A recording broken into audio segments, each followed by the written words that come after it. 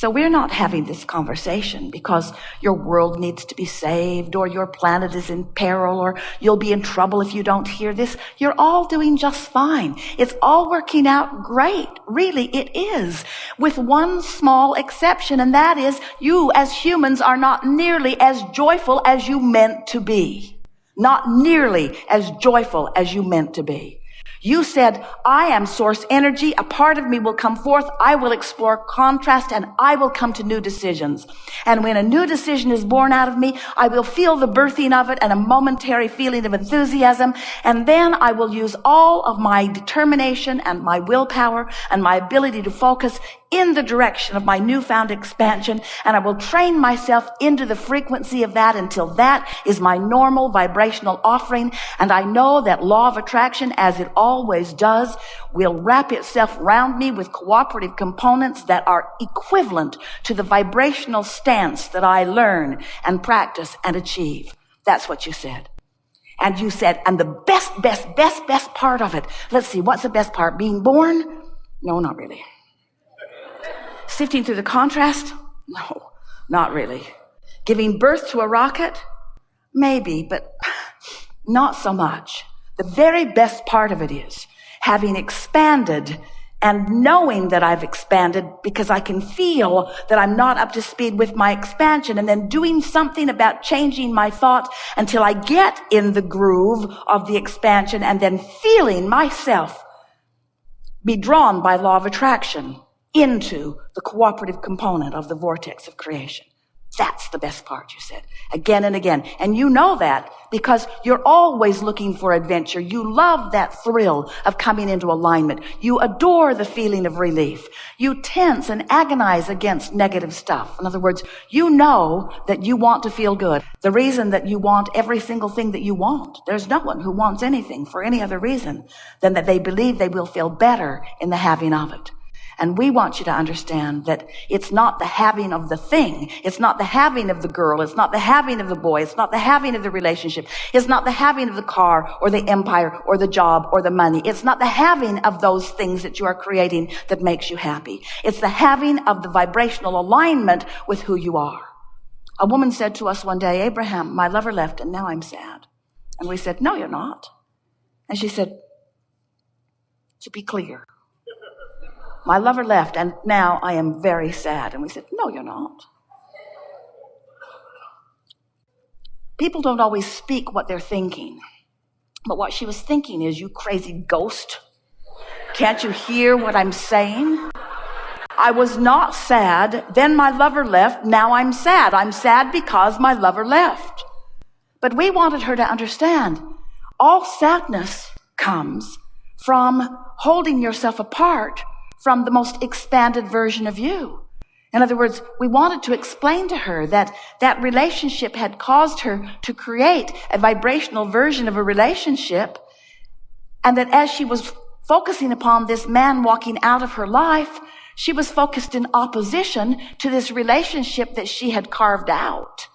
That man was never the lover of her dreams. He was just a temporary filler for the lover of her dreams. But the reason she was sad, nevertheless, was not because he had walked out the door. She was just using his exit as her excuse to not be a vibrational match to who she is. You have the ability, no matter what, to focus yourself out of sadness. The reason that so often you don't believe that you can do that is because law of attraction has been active in your life. And if you've been beating the drum of something, law of attraction's been surrounding you with more things like that. So when you get going on something, and it's a far cry, a far vibrational cry from who you really are and all that you've expanded to, you feel bad. And then you begin making a sort of art of feeling bad. You email friends about how bad you feel today. You blog about it. You talk to your friends about it. You think about it. Someone said to us, it feels like my thoughts are thinking me. It doesn't feel like I have any control over my thoughts. I try to think more positive thoughts, but I just keep going back and going back and going back. And that's really what we're going to talk about here today. We want to show you how if you stop doing that thing you do that's holding you apart from who you are, you'll move easily back to who you are. You don't have to. In fact, it's not even possible. It's certainly not a good idea to take something that's really bothering you, and in the middle of it really bothering you, try to talk about it in a shiny, brighter, fluffier way. Because the more you try to do that, the more it will just backlash, and the more you will defend your negative position. We want you to understand that just like the cork will bob on the surface of the water, oh, you can hold it under the water, but when you let go, it will bob right back up there. We want you to understand that you will bob right back into your vortex when you cease beating the drum of things that hold you in a resistant vibrational attitude. And that's really what this gathering is about. We've been calling this the art of allowing. It's the art of allowing your natural frequency. It's the art of allowing yourself to keep up to speed with who you really are. It's the art of paying attention to how you feel little by little and guiding your thoughts to ever improved feelings and emotions. It's about caring about how you feel. It's about understanding that there are two aspects of you that are present all the while you are here in this physical body, and that the dominant non-physical aspect of you, that cork is floating, that energy is soaring, there is no resistance there, and that you simply cannot use something as your excuse to hold yourself in vibrational defiance of who you really are and feel good at the same time. It's just that simple. Oh, you get really good at explaining why you're doing it. I was betrayed, or I was misled, or I was misguided, or I made a mistake, or they made a mistake, or that's not the way I wanted, or on and on and on. We get it. There are things that you look at that aren't the way you want them to be. But we will never agree with you that any of them, no matter how big they seem to you, is a big enough excuse to separate you from you. Because that is sacrificing the you of you for some ridiculous contrast that will serve you anyway if you will let it. We're going to show you here today how that contrast that you dislike so much has an equivalent, what you do want side to it, that is serving you enormously well. And we want you to know that when you have released enough resistance or trained yourself into vibrational alignment with the new, improved version of you, from inside this vortex of creation, you'll look back on that contrast that made it all possible, and you'll love it. You'll say, bless you, lover, lover, other lover, other lover, lover, lover, lover. Bless all yous lovers who have left me behind. Bless all you who cheated and lied. Bless all who stole from me, who robbed me of my virginity. Just that one. Bless you. Bless each and every one of you, because you were the catalyst for this. And now I'm here, I'm blessing you.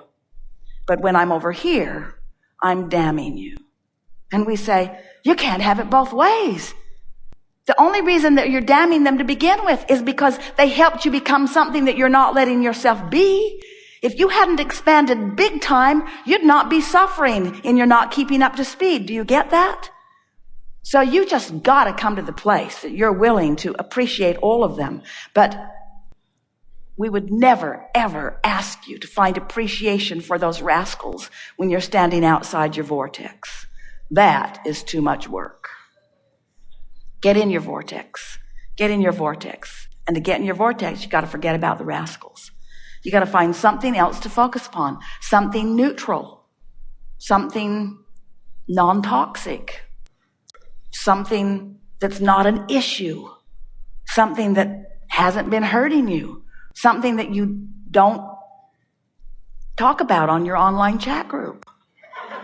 In other words, you got to chill and relax and release, meditate and breathe and walk and ski and surf and bask and sunbathe and relax and sing and love and laugh and nurture yourself and eat good stuff and find better and better feeling thoughts and practice them until they become the norm. And then everything that life has caused you to become must manifest into your experience. And we know that in this physical body, in this lifetime, and not so far from now, it is our knowing that this is possible for you.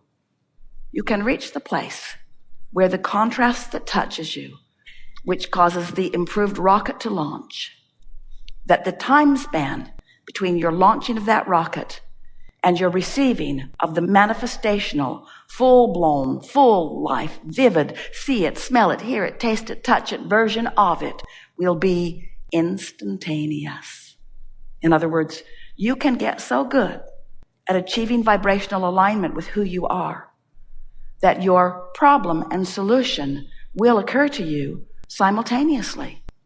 You occasionally have that experience. Do you know it? Not one of you said, I will go forth into the physical and I will sacrifice my joy for the sake of expansion. Not one of you said that. So you have the idea of this. You sense that we are calling this vibrational state of being where all that you have become has assembled with all cooperative components.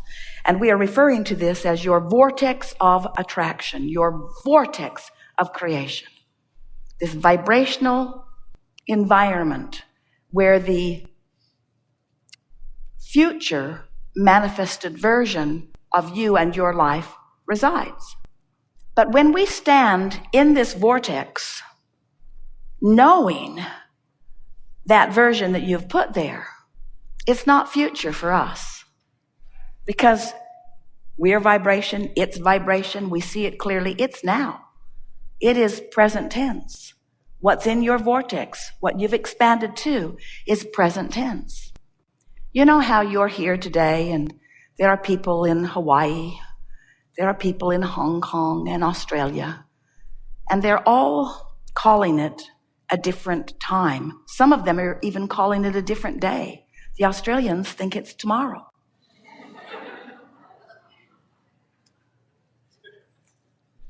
But even though all of that is true, it's all right now. It's all right now. It's all right now. If you call them on the telephone, you're going to have a now conversation. Well, there's a little lag time, a few seconds. Real time is happening now. Now. Now. What we want to help you to feel in the way we know it to be is that this vortex of creation is now. It's now. Your financial abundance is now. Your physical well-being is now. The relationship of your dreams is now. It's now. And when you try to find the feeling of that, what does it feel like in my prosperous world? What does it feel like in my vital and healthy body? What does it feel like in my relationship that wraps round me and through me as the two of us expand together? What does that feel like? As you reach for the now feeling of that, then you are present tense too. And we just want you to know, you practice that present tense until it is most dominant. You practice that present tense feeling of relief and exhilaration and adventure.